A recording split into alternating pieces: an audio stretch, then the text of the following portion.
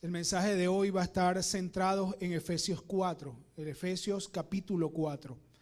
Pero no puedo iniciar el mensaje directamente a Efesios 4 sin dar antes un preludio, un pequeño resumen, muy pequeño, pero muy necesario para podernos ubicar en lo que vamos a estar conversando esta mañana y parte de la tarde.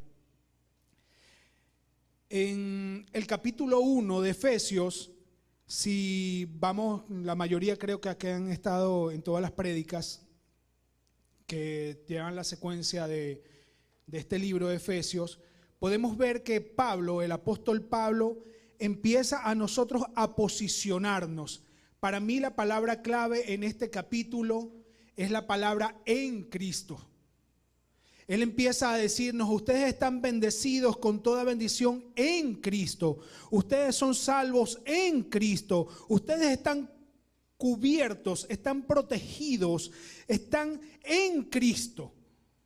Él no dice en su sabiduría, en lo que han aprendido, en las destrezas que cada uno tenemos. Él dice que si estamos posicionados en Cristo, lo tenemos todo. ¿Y sin Él? ¿Y sin Él? Usted mismo lo está confesando. Entonces, Él ya ahí nos está posicionando. Él empieza a borrarnos esa memoria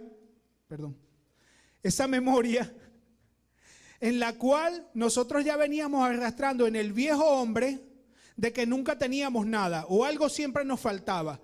Pero Él ahora nos dice: en Cristo tienen todo. Todo lo que ustedes necesitan, todo está en Cristo. Él ya empieza a decirnos: ya ustedes no están solos, ustedes son hijos. Es un posicionamiento muy certero. Yo no sé cuántas veces se repite en Cristo en ese capítulo. Y vamos al segundo capítulo.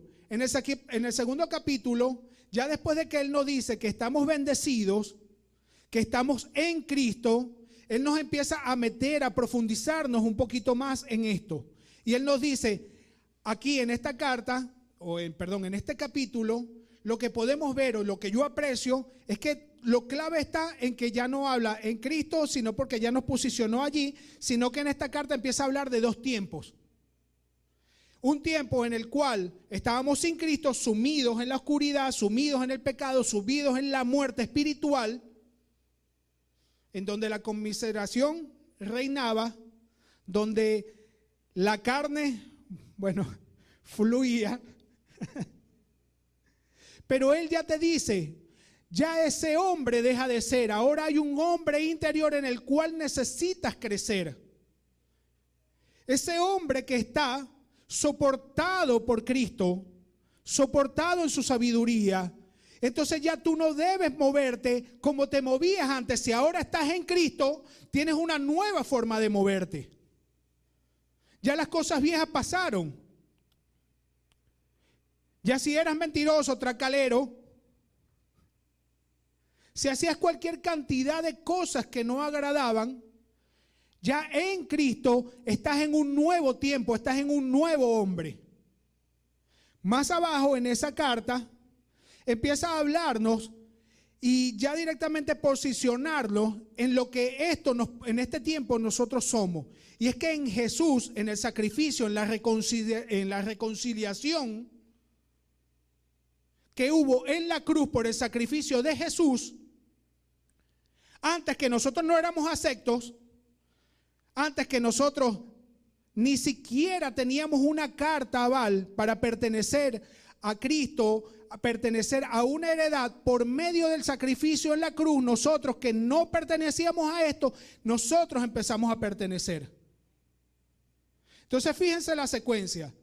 El primero, en el capítulo 1, nos posiciona. Nos dice que ya no nos hace falta más nada, que en Cristo lo tenemos todo. Después nos dice que aparte de tener todo, nosotros necesitamos cambiar nuestra vida.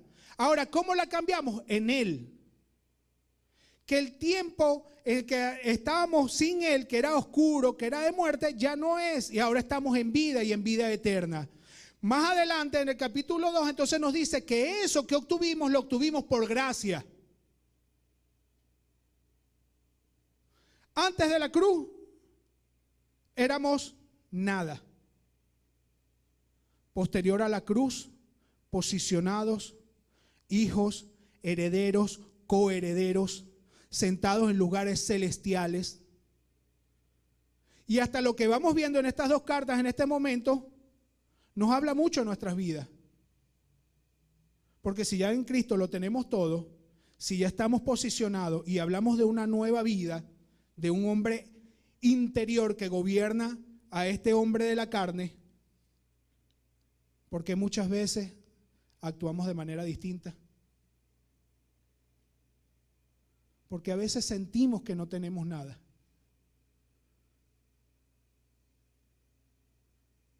Porque a veces para movernos o dar un paso, pensamos que no tenemos algo y que necesitamos algo para poder actuar. Ahora Pablo nos lo viene diciendo, posiciónense en Cristo. Posiciónense en Cristo. Que yo no sé hablar, que yo no sé hacer algo, posiciónate en Cristo y en Él lo vas a lograr. Lo que te hace falta, el vacío que tienes ahorita, que no has podido conseguir con la sabiduría, con lo que aprendiste en el mundo, en Él, por su Espíritu, vas a obtener la solución. Y no una solución momentánea, una solución eterna. Porque cuando ya usted está posicionado en Cristo, en ese entendimiento, eso no es algo que se va y se viene. Ahora, el que se va y se viene es usted. Porque si usted sabiendo que usted es una nueva criatura en Cristo, que lo tiene todo, pero se comporta como algo distinto, el que tomó la decisión fue usted. No me miren feo. No me miren feo. Ahora, en el capítulo 3 viene lo interesante. El que estaba escribiendo esta carta es el apóstol Pablo.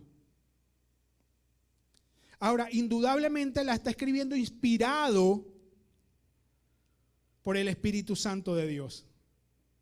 Porque este hombre, déjenme decirle en el capítulo 1, gracias, dice, por esta causa yo, Pablo, prisionero de Cristo Jesús. Este prisionero en Cristo Jesús, él está haciendo como una aclaratoria, porque este hombre que escribió esta carta estaba encarcelado, y realmente encarcelado, en una cárcel física, en un calabozo. Imagínense, el que te está escribiendo que Cristo lo tiene todo está encarcelado.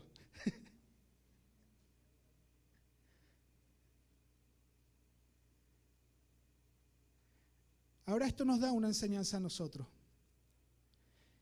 ¿Cuánto nosotros por esta boca sale cosas de Cristo, pero estamos encarcelados, no en Él, sino en una cárcel natural? Me explico. Hablamos que en Cristo lo tenemos todo, pero en el primer problema nos encuevamos. Y Dios mirándote así, ¿qué es esto ahí? En el primer problema, todo lo que hablábamos del amor de Cristo, que estaba posicionado, que estaba bendecido en todo, ya eso deja de ser y entonces empiezo a despotricar y aún inclusive empiezo a renegar del Evangelio. Claro, eso no es con ustedes, eso es conmigo. Este hombre que estaba encarcelado, el que en los 2 capítulos anteriores hablaba de todas las maravillas que Dios había hecho por nosotros, estaba encarcelado. Pero fíjense lo hermoso del estar entendido de una manera no natural, sino espiritual en todo lo que tenemos. Que este hombre, estando encarcelado, dice, yo estoy prisionero, pero es de Cristo, no del mundo. La circunstancia es temporal, pero lo que Cristo me dio es eterno. Así que disfruto lo poquito que tengo ahorita. Si me están dando palo, bueno, lo disfruto porque eso es algo que me va a enseñar.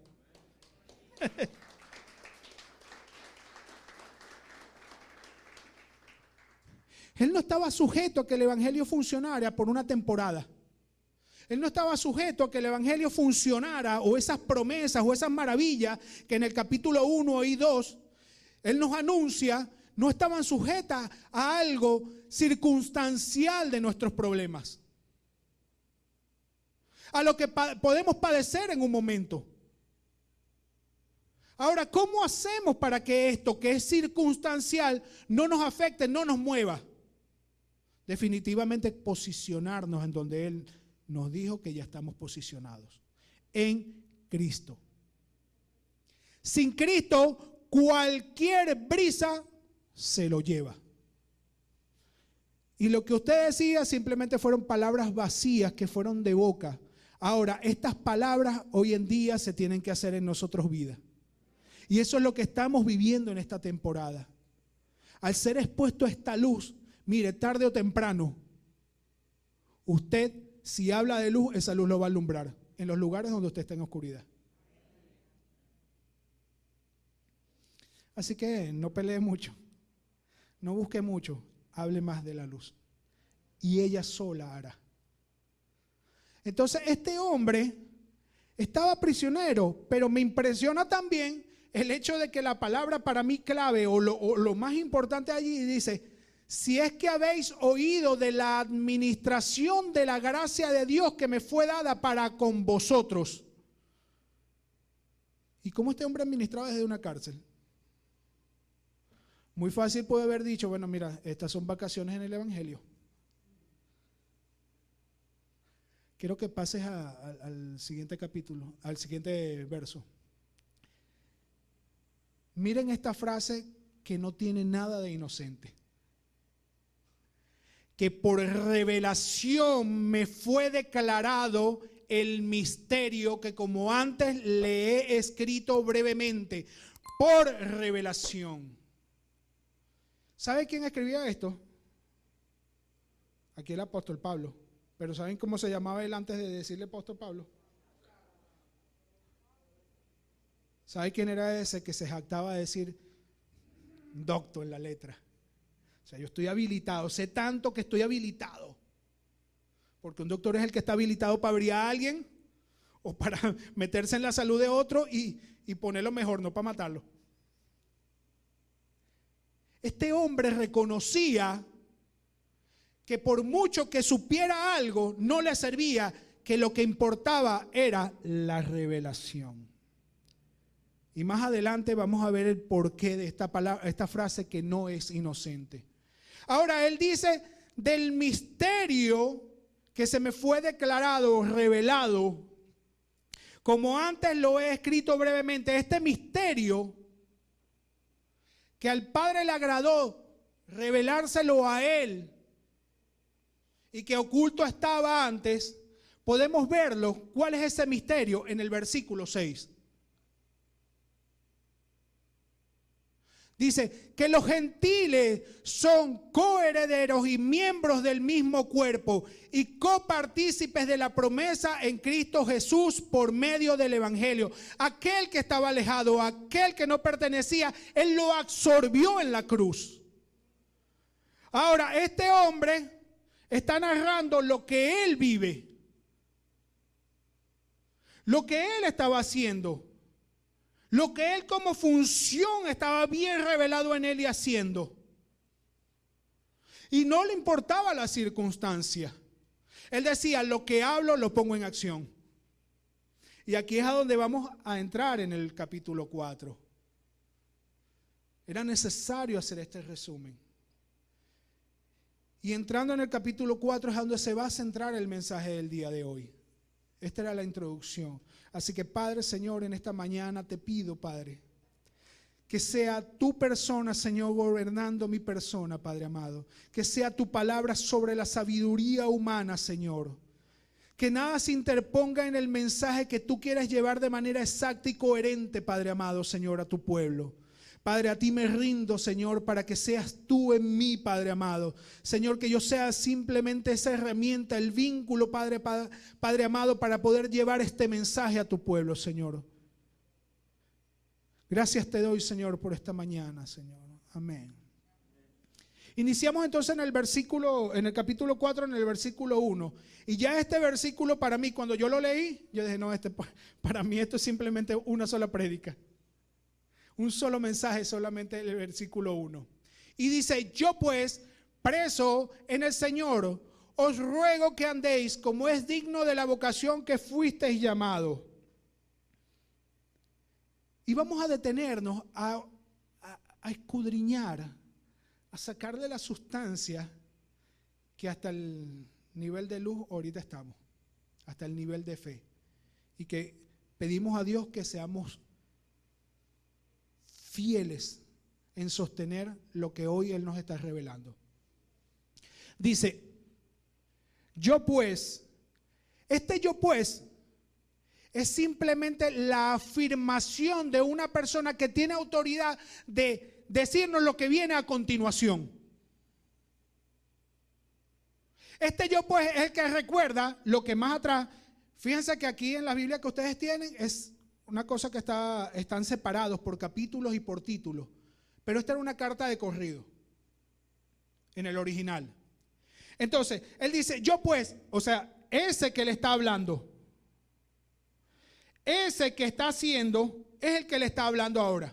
Yo pues, preso en el Señor. O sea, yo no me muevo al son del mundo. No me muevo al son de lo que esté pasando. Ni me mueve ninguna circunstancia. Os ruego. Oye, mira, cuando yo leí esto, yo sentí que las piernas...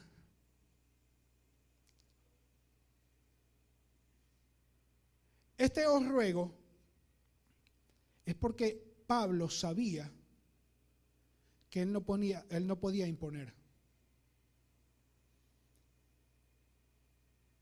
Porque él sabía, que en el Evangelio nada es por imposición.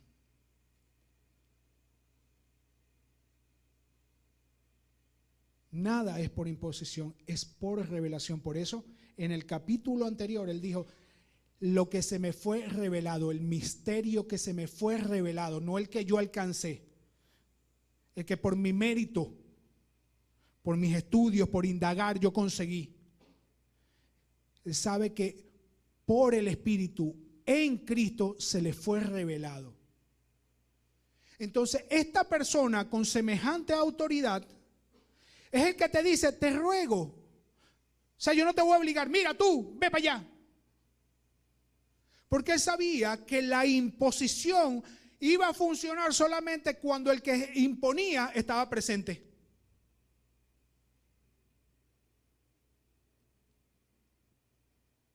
Yo le digo a usted, deja de decir mentiras y delante de mí vas a ser el más verdadero del mundo si me consideras una autoridad.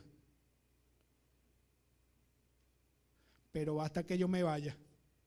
Si eso fue obligado por mí, las mentiras que no dijo conmigo las dice 2 veces más cuando no me vea. Entonces, este os ruego tiene que ver mucho con lo que ya él te estaba posicionando en los capítulos anteriores. Pero no me voy a adelantar.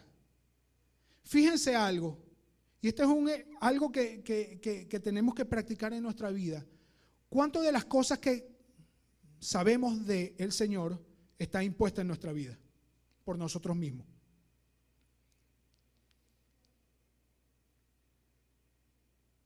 Si esa pregunta no tiene un asidero, una respuesta muy rápida, hagan este ejercicio. ¿Cuántas veces estamos bien en algo y de pronto vemos que caemos? Y después nos volvemos a levantar porque no, o sea, yo soy cristiano. Dios no me dice así. Y volvemos a estar un tiempito bien y de pronto volvemos a caer. Y entonces usted dice, bueno, ¿y cómo es esto? Ese es un espíritu. Sí, ese es un espíritu no afianzado, el Espíritu de Dios. ¿Saben por qué? Porque nosotros, si lo que percibimos como lo que estamos adquiriendo en alimento no se nos es revelado, difícilmente ese conocimiento se va a hacer vida en nosotros. ¿Están acá? Les vuelvo a preguntar, ¿están acá? Nosotros tenemos que estar fortalecidos en el hombre interior. pero fortalecidos para poder batallar la sana batalla. Esa batalla de la fe, donde la luz nos alumbre y veamos que algo está distorsionado, la luz invada y gobierne. La revelación gobierne, no mis capacidades. Yo como Daniel, yo sabía cómo resolver un problema antes. Si alguien me buscaba un problema, me iba a los puños. Una las ganaba y otra las perdía, más las perdía. Pero ahora en Cristo, no soy yo el que tiene que reaccionar para resolver los problemas con lo que yo adquirí de conocimiento, sino es lo que Él me ha entregado, que son herramientas efectivas, eternas, y que no se van a borrar en el tiempo, sino que son perdurables para solucionar.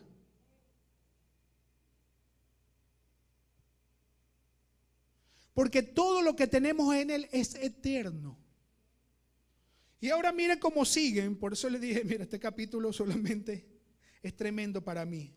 Dice, os ruego que andéis como es digno de la vocación con que fuisteis llamados. Yo me voy a permitir leerle un concepto que estuve buscando de la palabra digno. Y dice lo siguiente, que es proporcionado y correspondiente a la condición o el mérito de alguien. Pero fíjense este contexto en el cual lo veo acá, por lo que estuve indagando. Dice, en el contexto del Imperio Romano, este término se dice dignitas. Lo explica de la siguiente manera. Cuando las autoridades del imperio enviaban a un funcionario a otro territorio, la persona enviada era un dignatario. Esto implicaba que en su misión, la tarea, la vocación, como embajador de Roma, debía comportarse con una actitud honrable. Es decir, digna de la institución a la que representaba. En otras palabras, el funcionario era la personificación del imperio y en ese sentido estaba obligado moralmente a comportarse de manera responsable. Fíjense lo que está sumido acá. Dice, yo pues preso en el Señor, os ruego que andéis como es digno. Él te está diciendo, muévete como aquel que está equipado con todo lo maravilloso que te dio Dios, que te enumeré y que te mencioné en los capítulos 1, 2 y 3. Muévete, haz algo. Ahora, Él no te dice qué lugar. Él te dice simplemente andéis. Dios, a través de lo que estaba escribiendo Pablo, quiere que en donde nosotros estemos nos comportemos como dignos representantes de un reino. En su entorno laboral, compórtese como un embajador del reino de Dios. Si usted está, y aquí, en la intimidad de su familia, en la intimidad con sus hijos, con sus padres, con su esposa, con su esposo, compórtese como un embajador. Digno representante de lo que ya usted fue equipado y posicionado. No eche después por suelo todo eso. Ahora esto no tiene una fecha de caducidad. Esto no tiene un ambiente. Esto no tiene una circunstancia. Él dice, os ruego que andéis como es digno en todos lados, en todo momento. Hagámonos un ejercicio. O no, mira el que está al lado y dile, ¿estás caminando como es digno?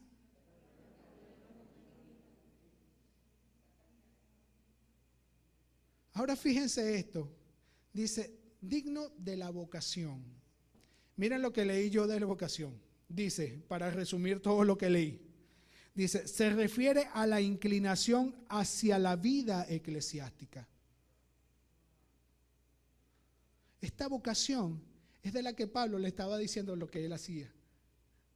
Y de lo que en el capítulo 2, Jesús, a partir del capítulo 11 en adelante, hizo por nosotros en la cruz. Ahora no solamente es movernos como es digno por todo lo que nos entregaron, sino que también nos dice, es para que ustedes se muevan dignamente como un embajador del reino, pero para accionar en las cosas que son pertinentes a lo que yo te he mandado. ¿Qué se te reveló? Que tú eres salvo por gracia. Entonces muévete en eso y haz que otros sean salvos por gracia. Esos amén cuestan. Entonces miren lo profundo de este versículo 1. Él te dice, te voy a rogar. Y te ruego como aquel que tiene autoridad porque lo hace. Y te lo voy a rogar porque yo sé que si te mando obligado no lo vas a hacer.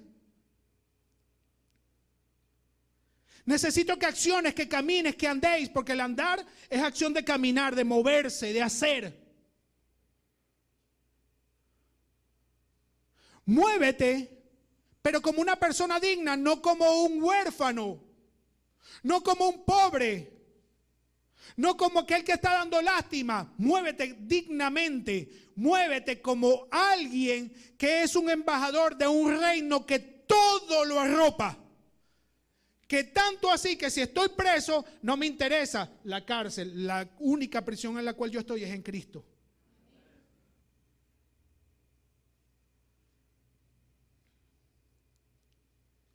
Y te dice, muévete a reconciliar a otros. Porque cuando tú reconcilias a otros en lo que has sido traspasado tú en la cruz, ya la pared de enemistad, lo que aquella persona le impedía acercarse al Padre, deja de ser.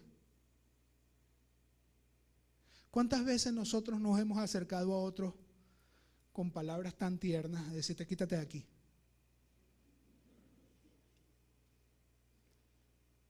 Con palabras tan románticas. Bueno, no me voy a adelantar. Versículo 2. Dice, con toda humildad y mansedumbre, soportándoos con paciencia los unos a los otros, en amor, solícitos en guardar la unidad del Espíritu en el vínculo de la paz. Pablo te dice que andéis. Y aquí en el versículo 2 y 3 te dice en qué es lo que vas a andar. En mi Biblia, en la que yo, la versión que yo tengo dice, creo que es la unidad del Espíritu. Y realmente a eso es que él se refiere. El andar es como aquel que busca la unión. Como aquel que busca que aquel que está separado vuelva a ser uno. Y le dice, con toda humildad, él le dice, ¿qué es lo que necesitas para preservar esta unidad? Porque en el 3 es bien expreso, él te dice, solícitos en guardar la unidad del Espíritu en el vínculo de la paz. Eso es lo que usted tiene que hacer. ¿Cómo lo hago? En el 2 está, dice, con toda humildad y mansedumbre, soportándoos con paciencia los unos a los otros en amor. Y ya vamos a ir para allá. Hay un versículo, 2, en la versión NTV, no sé si me la puede ayudar allí los de audio.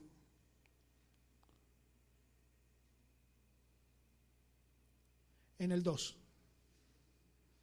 Fíjense la palabra que se utiliza en soportaos. Tolérense.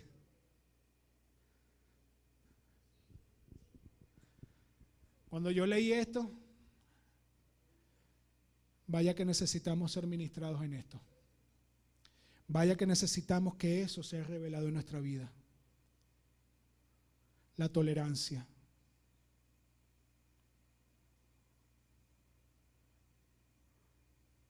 ¿Cuánto usted tolera a su hermano? Sin la tolerancia no podemos ser solícitos en preservar la unión. Y dice, tolerancia, fíjese, no me lo mueva.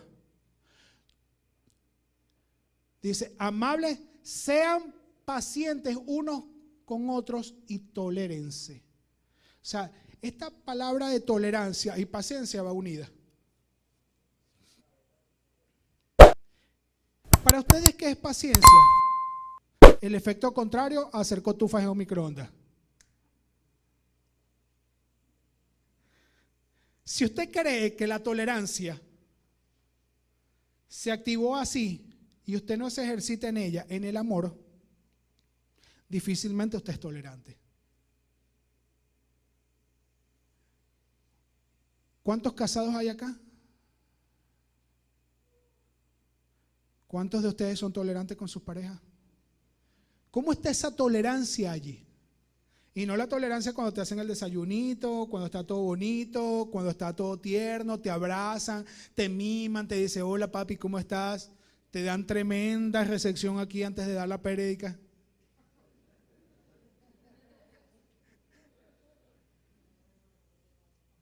Sino cuando se presentan las cárceles, sino cuando se presentan las dificultades.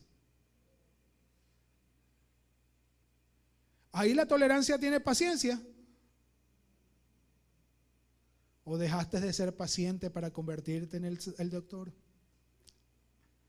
En tus habilidades, en los gritos. Entonces, si tú gritas más, entonces yo grito más duro. En que, tranquila, yo estoy en el amor de Dios, pero ni te me acerques.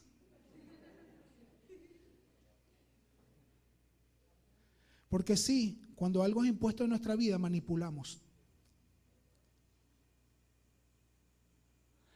Cuando nosotros, algo no está revelado en nuestra vida, tenemos una vida de apariencia.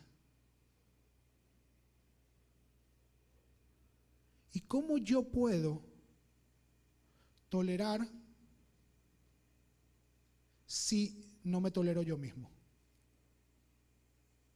Disculpen que hagan este break. Todo lo que nosotros vamos a accionar es porque se está accionando en nuestra vida. Si yo no estoy unido a Dios, si no estoy unido a Cristo, difícilmente yo puedo accionar para unir a otro a Cristo. Y si yo no estoy unido a Cristo, difícilmente yo me he reconciliado. Y si yo no me he reconciliado, las viejas cosas están todavía en mí. Mis inseguridades, mis temores, mis dudas, mis asuntos no resueltos. Y cuando usted tiene un problema, lo primero que va a salir es eso. Porque de la abundancia del corazón, usted está en un problema. Y si usted ni siquiera se ha resuelto sus problemas, ustedes en Cristo, ¿cómo va a resolver los problemas en otro? Entonces, ¿qué es lo que sale ahí? ¡Guau! Un hacha. Te corto la cabeza. Dice, con toda humildad y mansedumbre. Mire, esta humildad, si lo vemos en capítulos anteriores, Pablo decía, ese que dijo que se le había revelado el misterio que estuvo oculto por muchos siglos, por mucho tiempo. Ese dice, yo me considero el más pequeño de todos los santos. Para poder estar en unidad, lo primero que yo tengo que tener es humildad.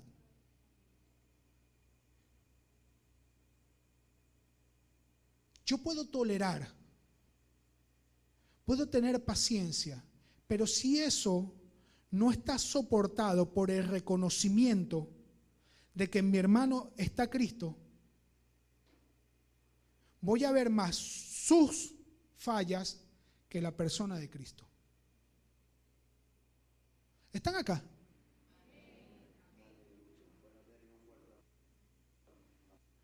Si yo a Legnis me sale con una patada, que no lo vas a hacer, y yo no veo la oportunidad que yo tengo en humildad de reconocer que en ella está en Cristo, y necesito que esté unida a mí, y no la tolero, y no ayudo, no me muevo en la vocación a traerla otra vez al entendimiento, entonces yo no voy a ver a Legnis en Cristo, yo voy a ver a Legnis, a la persona de Legnis, que es la que tiene muchas fallas. Entonces voy a reaccionar hacia esa persona.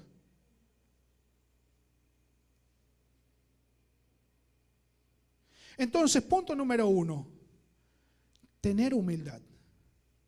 Ahora viene la mansedumbre, las une, humildad y mansedumbre.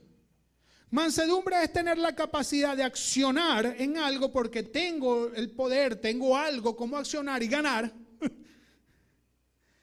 pero lo mantengo allí. En mí, si yo veo que Legnis está cometiendo un error, y disculpa que te ponga de ejemplo, está cometiendo un error, en la mansedumbre yo tengo que reconocer que lo que yo estoy viendo en ella es la oportunidad, porque en mí está la revelación de la luz para poderla sacar de ese error.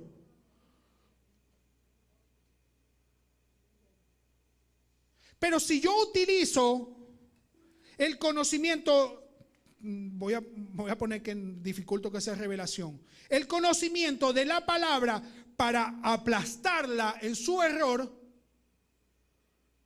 ahí no hay mansedumbre. Ahí no hubo tolerancia y mucho menos paciencia. Ahora todo esto, dice el apóstol, con paciencia, los unos a los otros en amor. Ahora este amor es el amor que define a Dios, o que se define por la persona de Dios. No es el amor temporal, malentendido, sentimental, emotivo, fluctuante que yo tengo sin Cristo. Este que te amo mientras estés bien conmigo, pero si te portaste conmigo te sigo amando lejos. Este que en una oportunidad falló y bueno, yo tengo la capacidad, no, pobrecita falló y la amo, pero es porque yo estoy bien. Pero entonces cuando yo estoy fuera de mis cabales, falla y ahí no está se desapareció esa tolerancia. Se desapareció el soportaos. No te soporto. ¿Quién habla allí? Háganse esa pregunta. ¿Quién habla allí? Alguien que está tomando la humildad, la mansedumbre para soportarse en paciencia basado en un amor que está en Dios.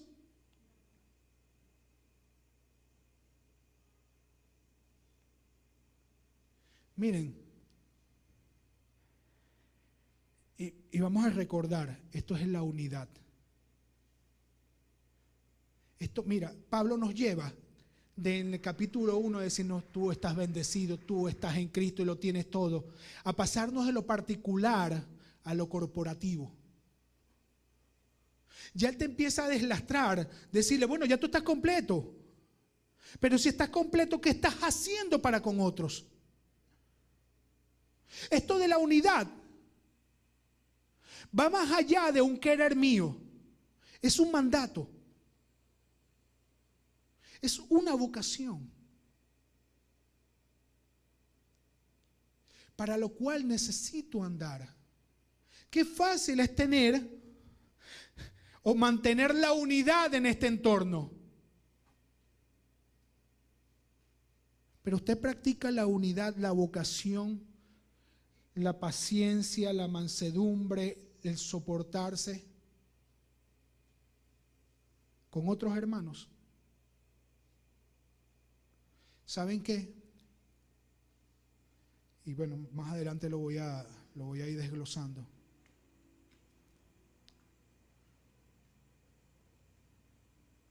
La unidad es para con todo el cuerpo de Cristo, no para la red Casa del Padre y sus iglesias asociadas. Es para todo aquel que ha recibido a Cristo. Y si una parte de ese cuerpo, por alguna dolencia, se siente fuera de la unión, usted es propicio para esto. Ahora, él dice, solícitos en guardar la unidad del espíritu en el vínculo de la paz. Ahora, ¿quién es ese vínculo de la paz al cual él se refiere, a Pablo? Dice, en el capítulo 2, capítulo 2, 14 al 16, dice, porque Él es nuestra paz, que de ambos pueblos hizo uno, derribando la pared intermedia de separación. Mira el vínculo que Él te está diciendo. En ese vínculo es el que tú tienes que trabajar, en derribar la enemistad. Porque la enemistad es lo contrario a la unidad. Y en ese vínculo es que usted tiene que moverse. Miren, en Dios somos aceptos por medio de Cristo Jesús. Y Jesús no hizo acepción de nadie. ¿Y por qué nosotros sí? Bueno, porque yo sí. No lo voy a meter a ustedes en ese paquete. Pues yo sé que ustedes son santos y sin mancha.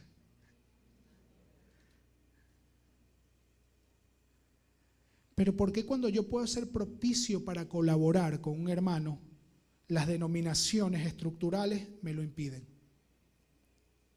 ¿Por qué nuestros egoísmos nos ponen barreras que ya Jesucristo tumbó? ¿Por qué ponemos paredes denominacionales si todos somos hijos de Dios?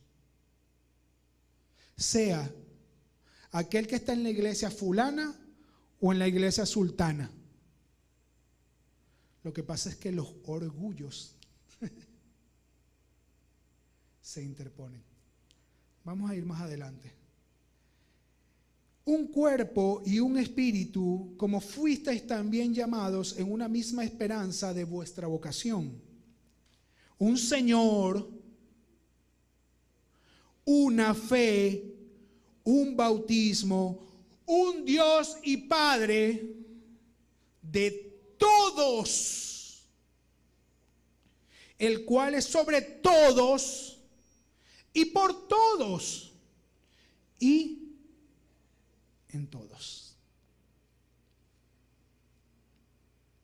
Ese vínculo de la paz se define allí.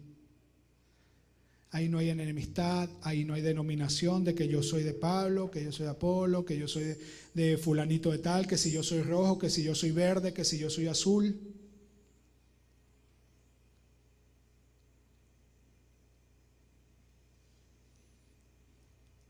Esto es algo tremendo.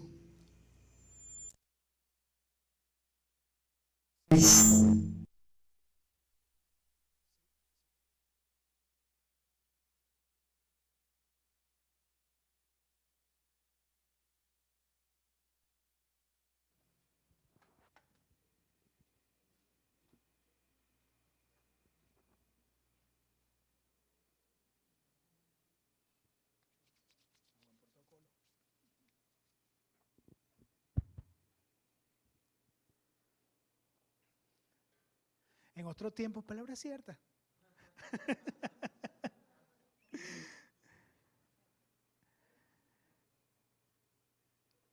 Los egoísmos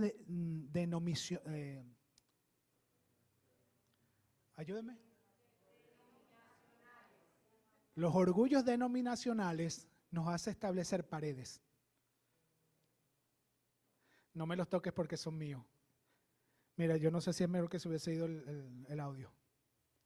¿Cuántos pastores no se enemistan? Se enemistan, ¿no? Están enemistados. Gracias, mi amor. Están enemistados por cuestiones meramente de doctrinas. O en el peor de los casos, por peleas por ovejas. donde el orgullo es que yo sé más y la mansedumbre se murió y no nos permiten estar unidos. ¿Saben que la palabra dice que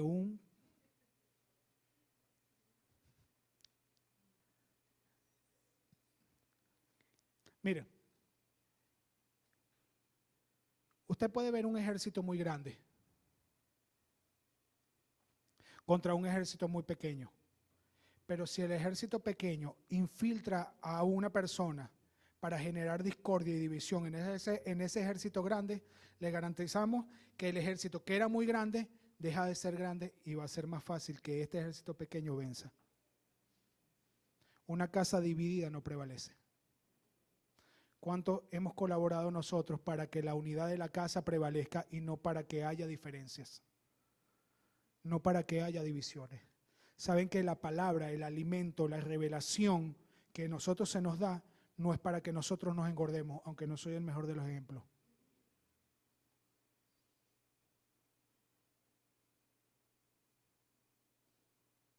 ¿Dónde está el vínculo de la paz allí? ¿Dónde está ese vínculo? Santo. Pero a cada uno de nosotros, ¿alguien tiene su Biblia por ahí? Bueno, si la tienen abierta, subrayen allí. Pero a cada uno de nosotros fue dada la gracia conforme a la medida del don de Cristo. Y es aquí a donde estamos. Esto de ser partícipes, de accionar en esta unidad, es deber de todos, no es de Daniel, no es del superapóstol. Es de todos. Digan, es responsabilidad mía, repita. Que su espíritu lo escuche, es responsabilidad mía también. Ahora, para eso fueron equipados con dones. Dios le dio a ustedes herramientas para que le pudieran soportar a ustedes en esa labor. Cada uno de ustedes en este cuerpo, son muchos en el cuerpo. Y fíjate, dice, pero a cada uno de nosotros nos fue dada la gracia conforme a la medida de los de Cristo. A cada uno, mira, hay muchos en el cuerpo, pero no hay dos iguales. A cada uno se le dio una función. A cada uno se le equipó con dones especiales para que pudiesen andar, accionar en eso. Ahora mi pregunta es, ¿usted está accionando en eso? ¿Usted es cristiano de horario?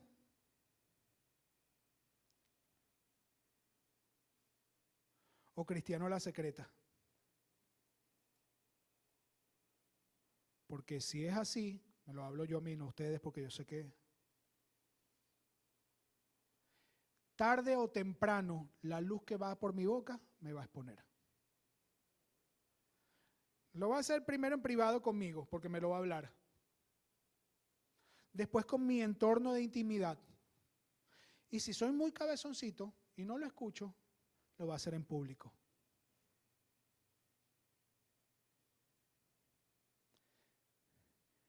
¿Qué estás haciendo con los dones que Dios te dio? No me miren feo. ¿Qué están haciendo? Mira, cierren sus ojos allí un momentico. Y pregúntense, si ya tú me diste dones, ¿cuáles son mis dones? Y si ya sabes cuáles son tus dones, preguntarse, ¿qué estoy haciendo con mis dones? ¿Estoy siendo partícipes de la vocación? ¿Estoy siendo solícitos en mantener la unidad del cuerpo? ¿En derribar las enemistades, llevar a todo aquel a Cristo? Y el que haya conocido no haya conocido de Cristo, porque aquel que conoce de Cristo pero se esté comportando carnalmente, lo necesito volverlo a llevar a Cristo. Ya pueden abrir sus ojitos. Por lo cual dice, subiendo a lo alto, llevó cautivo la cautividad y dio dones a los hombres. Y eso de que subió, ¿qué es lo que es? Sino que también había descendido primero a las partes más bajas de la tierra.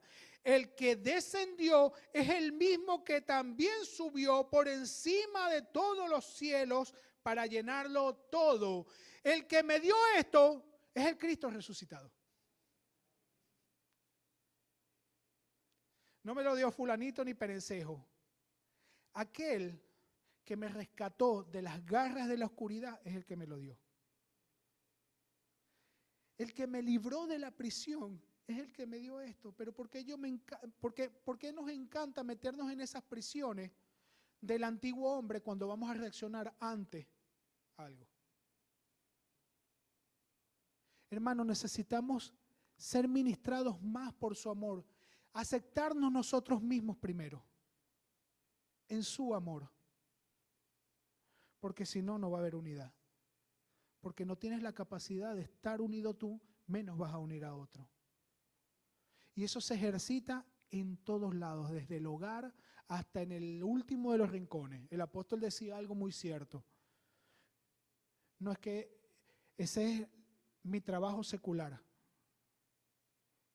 Secular se resume en ausencia de Dios. ¿Usted tiene ausencia de Dios en algunos entornos? Su palabra dice que Él va a estar con nosotros hasta el final de los tiempos. Ahora, nosotros somos lo que decidimos si estamos o no estamos en Él. Ahora, y Él mismo constituyó a unos apóstoles, a otros profetas, a otros evangelistas, a otros pastores y a otros maestros, a fin de perfeccionar a los santos para la obra del ministerio, para la edificación del cuerpo de Cristo. Amigo, usted tiene que estar ubicado en algo. Si no está ubicado en las gracias que ya se nombraron, apóstoles, profetas, evangelistas, pastores o maestros, igual usted tiene dones. Y fíjense lo que dice, este grupo de personas que tienen una gracia van a perfeccionar a los santos para la obra del ministerio. Ustedes tienen algo que hacer y es para para la obra del ministerio. Yo tengo una responsabilidad como pastor. Y es perfeccionarlos a ustedes. Perfeccionarlos a ustedes no en lo que a mí se me antoja, en la palabra de Dios. Llevarlos a Cristo, a reconciliarse, a estar unidos. ¿Pero para qué? No para que usted se engorde y esté allí muy feliz. Es para que ustedes así digan, yo pues también estoy haciendo algo. Ahora, ¿usted está haciendo algo? No desperdicien lo que se les ha regalado.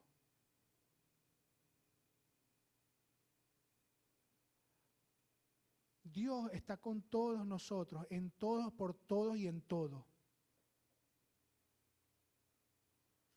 No seamos nosotros como los que hacen acepciones. Y la primera acepción es con Él. Yo estoy contigo hasta donde a mí me convenga.